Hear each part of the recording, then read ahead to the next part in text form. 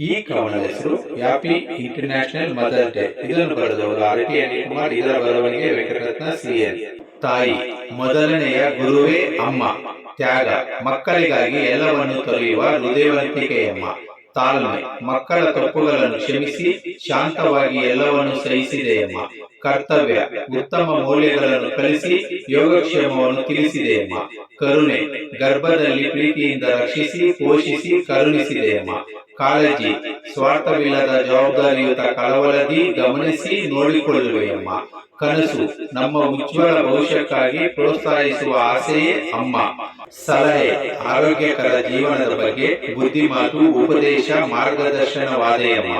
ಸೇವೆ ಮಕ್ಕಳಿಂದ ಯಾವುದೇ ಪ್ರತಿಫಲ ಬಯಸದೆ ಸಹನೆಯಿಂದ ಸಹಾಯ ಮಾಡುವೆಯಮ್ಮ.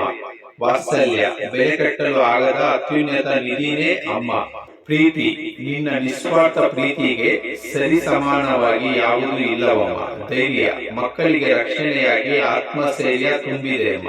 ದೇವತೆ ಭೂಮಿ ಮೇಲೆ ಜನ್ಮ ನೀಡಿದ ಮಾತೃ ಸ್ವರೂಪಿಣಿಯೇ ಅಮ್ಮ. ಆರೈಕೆ ಪೋಷಣೆ ಪಾಲನೆ ಮಾಡಿ ಸಾಕಿ ಸಲುಹಿ ಜೋಪಾನ ಮಾಡುವೆಯಮ್ಮ. ಆಸರೆ ಕಷ್ಟದ ಸಮಯದಲ್ಲಿ ಮಾನಸಿಕ ಬೆಂಬಲ ನೀಡಿ ಭರವಸೆ ತುಂಬಿದೆಯಮ್ಮ. ಅರಿವು ನಿಮ್ಮ ಅನುಭವವನ್ನು ನಮಗೆ ತಿಳುವಳಿಕೆ ಜಾಗೃತಿ ಮನೋಭಾವ ಮೂಡಿಸಿದೆಯಮ್ಮ. ಅಪ್ಪುಗೆ ನಿನ್ನ ಮಮತೆಯ ಮಡಿಲಲ್ಲಿ ಆಲಿಂಗನಕ್ಕೆ ತಂಪು ನಿದ್ದೆಯಮ್ಮ. ಅಮ್ಮ ಮೇಲಿನ ಎಲ್ಲ ಮುಖ್ಯ ಪದಗಳಿಗೂ ಸರಿಸಾಟಿ ಇಲ್ಲದ ವಿಶ್ವರೂಪವೇ ನೀನಮ್ಮ. ಆಸಕ್ತಿ ಮನಸ್ಫೂರ್ತಿಯಾಗಿ ಮಕ್ಕಳು ಎಲ್ಲ ತಾಯಂದಿರಿಗೂ ತಿಳಿಸುವ ವಿಶ್ವ ತಾಯಂದಿರ ದಿನದ ಶುಭಾಶಯಗಳು.